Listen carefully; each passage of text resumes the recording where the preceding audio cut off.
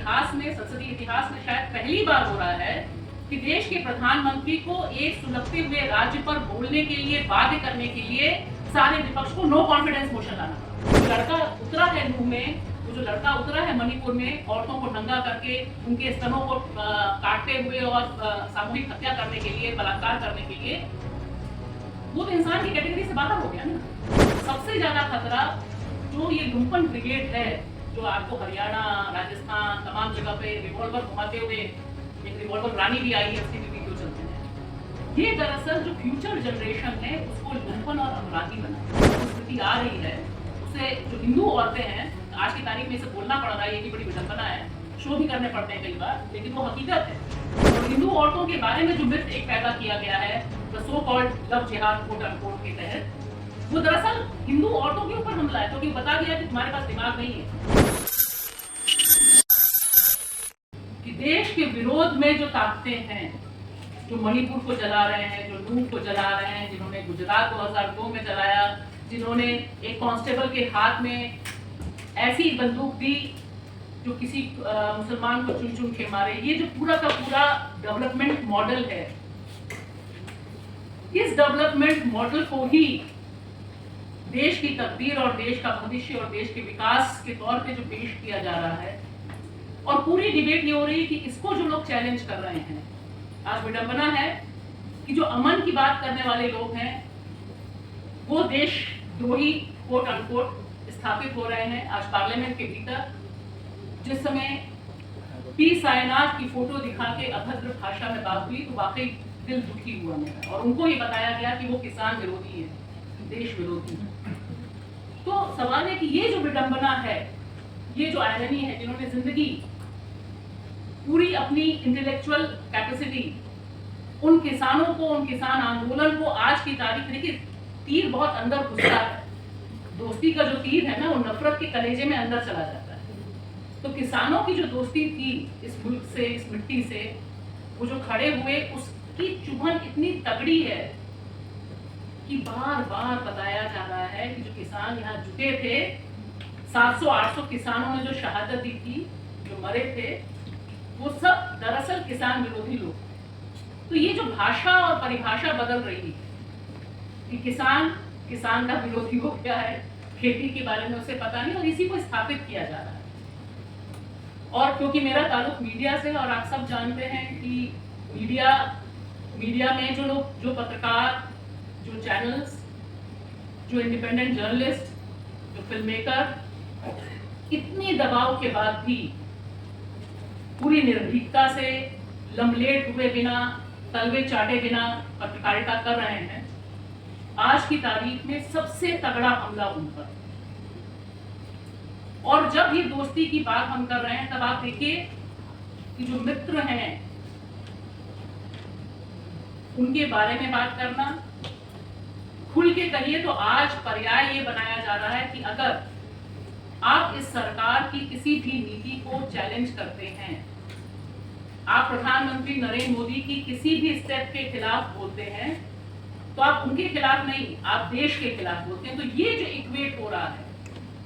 ये जो इक्वेशन स्थापित की जा रही है कि अगर आपको देश के किसानों से प्रेम है, अगर नंदिता जी किसानों और छात्रों के बारे में बात करती हैं, अगर आप अधिकारों के बारे में सुप्रीम कोर्ट में बात करते हैं, हर्ष मणिपुर जाते हैं, प्रशांत कोर्ट के भीतर खड़े होकर मजलूम या ऐसे तबके के हक के बारे में बात करते हैं, राफेल के बारे में बात करते हैं, क्योंकि ये पावर को चैलेंज हो रहा है। तो पावर को चैलेंज करने वाले लोगों को बदनाम करने, उनको डीह्यूमनाइज करने, उनको देशद्रोही की कैटेगरी में डालने की जो साजिश है, इसमें सबसे पावरफुल सेक्शन जो खड़ा है वो मीडिया का है, जो कॉर्पोरेट मीडिया है, जिसमें अकूत पैसा लगा हुआ है। जब हम बात कर रहे हैं कि कैपिटल की बात की नंदिता ने, तो मुझे वही लग रहा था कि इस समय जो कॉर्पोरेट मीडिया है उसकी जो ओनरशिप है, जिस पे हम बहुत पहले बात करते थे तो लगता था लोगों को समझ नहीं आ रहा था कि क्या हो रहा है, लेकिन आज देखिए सुबह से तय हो जाता है कि प्राइम टाइम किस पर होगा,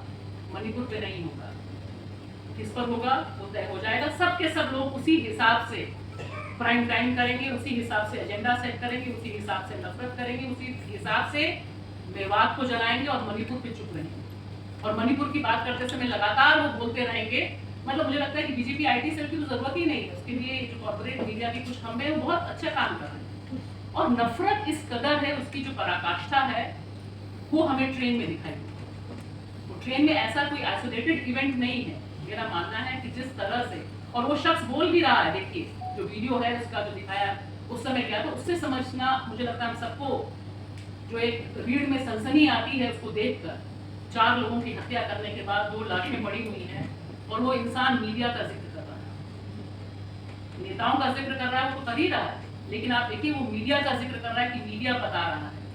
ये जो एक नफरत एक बहुत ऑर्गेनाइज ढंग से, बहुत सुनियोजित ढंग से, नफरत रैंडम नहीं है, ऐसा ही नहीं है कि नूह ऐसे ही चल दिया, बकायदा तैयारी है, बकायदा सोच कर चल रहा है। मणिपुर भी ऐसे ही नहीं जलाया जा रहा और ऐसे ही नहीं उस पर खामोशी है। वो दरअसल, मैं एक बात जरूर यहाँ कहूंगी, सब लोग वाकिफ हैं लेकिन ये समझना बहुत जरूरी है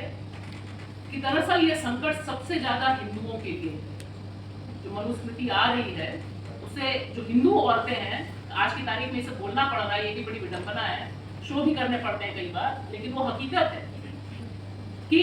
सबसे ज्यादा खतरा जो ये लुम्पन ब्रिगेड है,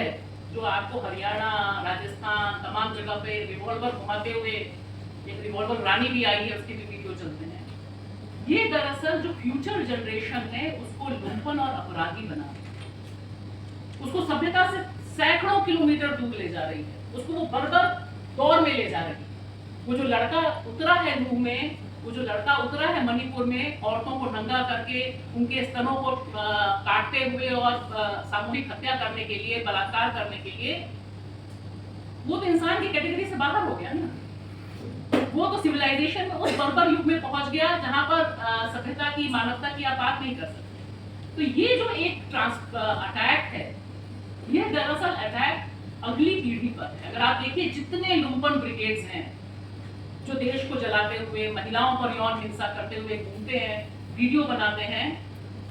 वो दरअसल देश का भविष्य है जिनके कदमों पर रखा हुआ। और हिंदू औरतों के बारे में जो मिथ एक पैदा किया गया है, द सो कॉल्ड लव जिहाद कोट अनकोट के तहत,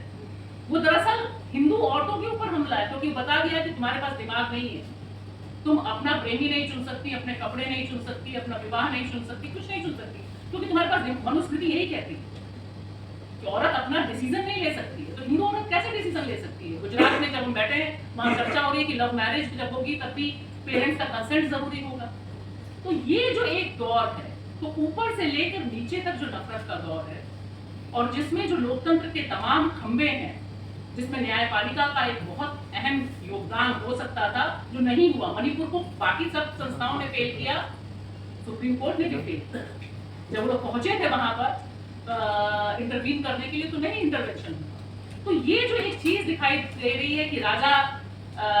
मोदी जी आते हैं तो दिखाई देता है कि रेड कार्पेट है और कोई आपके और उनके बीच नहीं आ सकता, मतलब कैमरे के बीच और मोदी जी के बीच, तो रेड कार्पेट के राजा की तरह चलते हैं। तो ये जो राजशाही का दौर है, जब आप सोचिए कि देश के इतिहास में, संसदीय इतिहास में शायद पहली बार हो रहा है कि देश के प्रधानमंत्री को एक सुलगते हुए राज्य पर बोलने के लिए, बाध्य करने के लिए सारे विपक्ष को नो कॉन्फिडेंस मोशन लाना पड़ रहा है। तो ये जो एक नफरत है, मुझे लगता है कि इसको काउंटर करने के लिए, इस पर बात करने के लिए, क्योंकि मुझे लगता है नफरत से बिना टकराए अमन नहीं आ सकता। अमन ऐसा नहीं है कि हम अंदर आपस में बैठ के सोचें कि ये सुरक्षित खेमा है, बगल में कुछ हो रहा है, उस पर हम नहीं बोलेंगे, हम आपस में प्रेम कविता का पाठ करेंगे, आपस में दोस्ती का पाठ करेंगे। नहीं, दोस्ती तभी संभव है जब वह दोस्ती इस आधार पर हो कि जो नफरत हमारे इर्द गिर्द फैल रही है, जो ये मीडिया एक लिंचिंग मॉब तैयार कर रहा है, मीडिया ये निर्धारित कर रहा है कि आप किसके प्रति घृणा करें, उसके खिलाफ हम जब तक अपने अपने स्पेसेस में बोलेंगे नहीं, खुलकर बोलेंगे नहीं, और निश्चित तौर पर ये जो दोस्ती है इसके बिना सरवाइव करना मुश्किल है। क्योंकि जो नफरत है, मैं तो गुड़गांव पार करके आई, देख के आई, लोग आज कह रहे हैं ना कि इतनी नफरत बोलने पे तो हमारा जिंदा रहना मुश्किल, कहाँ जाएंगे हम। ये जो एहसास है कि नफरत के खिलाफ बोलने का मतलब है कि आप दोस्ती, अमन के लिए बोले, प्रेम के लिए बोले। तो ये एक बहुत अहम इनिशिएटिव है और इसमें मैं खाली रिक्वेस्ट यही करूंगी कि हम सबको, जितने लोग हम दोस्त हैं, वो ट्रैवलर्स हैं, ये जरूर सोचना चाहिए। और मैं इसमें आखिरी में जिक्र करूंगी, जिस तरह से IIM बेंगलोर ने एक लेटर जारी किया, उन्होंने कहा कि भाई नफरत को पालना बंद कर दो। बहुत पॉइंटेड लेटर है, बहुत अच्छा लेटर है। तो जो जहां है, हम सब जिस जिस भूमिका में हैं, अगर हम ये सोचें कि हमें नफरत के खिलाफ दोस्ती का काम करना है, कोई पत्रकार है, कोई वकील है, कोई टीचर है, कोई स्टूडेंट है, देश का नागरिक है, किसान है, मजदूर है, तभी इस नफरत का जो पूरा का पूरा एक ब्रिगेड चली आ रही है, इसे हम चैलेंज कर सकते हैं। और ये चैलेंज हम ही कर सकते हैं, कोई और नहीं कर सकता। ये भी मुझे पूर्ण विश्वास है कि इसका मुकाबला इस वतन में अमन की बेटियों से ही होगा और अमन के रखवालों से ही होगा।